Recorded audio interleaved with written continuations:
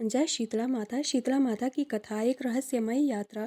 400 साल पहले ग्वालियर के पास स्थित सताऊ की पहाड़ियों में एक अद्भुत घटना घटी।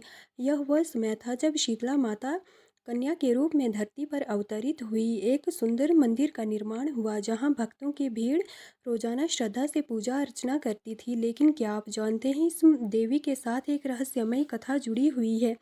तो चलिए शुरू करते हैं सवालों के साथ यह कथा। स्कंद पुराण में देवी के बारे में क्या वर्णन है? भगवान शिव के साथ इनका क्या संबंध है? इनसे कौन सी खौफनाक घटना जुड़ी हुई है? राजा के निर्णय क्रोध में कैसे बदल गया?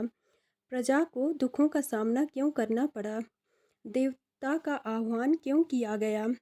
लोगों में आशा की किरण कैसे जागी? लोगों के जीवन में एक नया सवेरा कैसे आया? तब से कौन सी अनोखी परंपरा की शुरुआत हुई? तो चलिए शुरू करते हैं इस अद्भुत कथा को। जय शीतला माता। स्कंद पुराण में शीतला माता का जन्म ब्रह्मा जी से होने का वर्णन मिलता है। इन्हें भगवान शिव की अर्धांगिनी शक्ति का स्वरूप माना जाता है, लेकिन उनका वास्तविक स्वरूप क्या है, ये सवाल कई पीढ़ियों से भक्तों के मन में कौंधते रहे हैं। इनसे जुड़ी हुई एक खौफनाक शुरुआत। कथा के अनुसार देवी शीतला देवलोक से धरती पर अपने हाथ में दाल के दाने लेकर आई।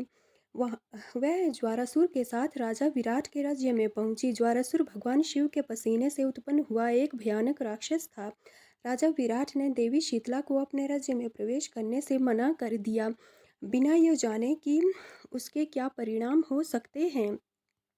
राजा का यह निर्णय क्रोध में बदल गया, क्योंकि देवी शीतला ने अपनी शक्तियों को एकत्रित किया और अपने क्रोध की अग्नि से राजा के राज्य को तबाह कर दिया।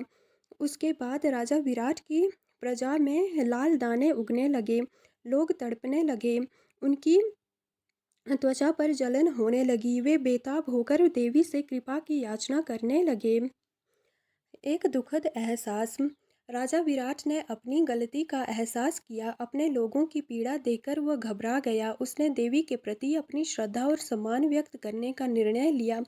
लेकिन क्या पर्याप्त होगा? क्या देवी शीतला का क्रोध शांत हो सकेगा? राजा ने माफ़ी मांगी और देवी को कच्चा दूध और ठंडी लस्सी का भोग अर्पित किया। लेकिन देवी शीतला का क्रोध अब भी शांत नहीं हुआ था। यह एक खौफनाक समय था जब लोग ज्वारासुर के भय से क्रोध कांप रहे थे। देवता का आह्वान। तभी वहाँ के राजा को एक युक्ति सूझी। राजा ने योजना बनाई। उसने अपने दरबार के पंडितों को बुलाया और देवी की स्तुति के लिए स्तोत्र की रचना करने का आदेश दिया। पंडितों ने कई रातों तक मंत्रोच्चार किया। यह तभी संभव हो पाया जब भगवान शिव स्वयं शीतलाष्टक का स्तोत्र रचने की प्रेरणा देते हैं। एक आशा की किरण। शीतलाष्टक का पाठ करते हुए अचानक बदलाव आने लगे। जैसे ही यह पाठ किया जा रहा था, अचानक आसमान में बादल घेरने लगे, बिजली चमकने लगी और एक ठंडी हवा ने वातावरण को भर दिया। देवी की उपस्थिति महसूस हुई। लोग चकित रह गए। क्या देवी शीतला का क्रोध अब भी शांत नहीं हुआ है? भक्तों ने अपनी आंखें बंद की और प्रार्थना करने लगे। कुछ ही क्षणों में शीतला देवी प्रकट हो गई और उन्होंने देखा कि देवी के हाथ में एक कलश है, जिसमें पेय जल, दाल के दाने और रोगनाशक जल भरा हुआ है। दूसरे हाथ में झाड़ू और नीम के पत्ते थे, जिससे लोग बहुत प्रसन्न होते हैं। एक नया सवेरा। शीतला माता ने अपनी आवाज़ में कहा, राजा, तुम्हारी प्रजा को अपनी भूल का एहसास है। तुमने मुझे ठंडे पकवानों का भोग अर्पित किया। यह एक सच्ची श्रद्धा का प्रतीक है। मैं तुम्हें क्षमा करती हूँ, लेकिन याद रखना, मेरी पूजा केवल ठंडे पकवानों से की जानी चाहिए। इसके बाद देवी ने अपने भक्तों को आश्वस्त किया कि वे सुरक्षित हैं। लोगों ने राहत की सांस ली। उनके चेहरों पर मुस्कान थी। उन्होंने ठंडी लस्सी और दाल के दाने अर्पित किए और देवी की स्तुति की। तब से एक अनोखी परंपरा शुरू हुई। इस घटना के बाद शीतला माता की पूजा के दौरान ठंडे पकवानों का भोग माता को लगाने की परंपरा शुरू हुई। माता का यह स्वरूप अनूठा था और उनका वाहन एक गधा था जो उनकी सरलता और दया का प्रतीक था।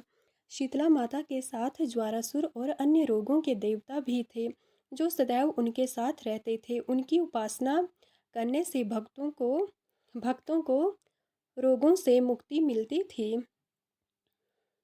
समापन इस तरह से देवी शीतला का क्रोध शांत हुआ और एक नई परंपरा की शुरुआत हुई। आज भी भक्त उनके मंदिरों में श्रद्धा के साथ आते हैं, ठंडे पकवानों का भोग अर्पित करते हैं और अपनी समस्याओं से मुक्ति की प्रार्थना करते हैं।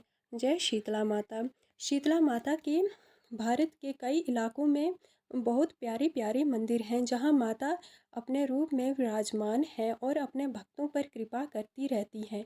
जय शीतला माता।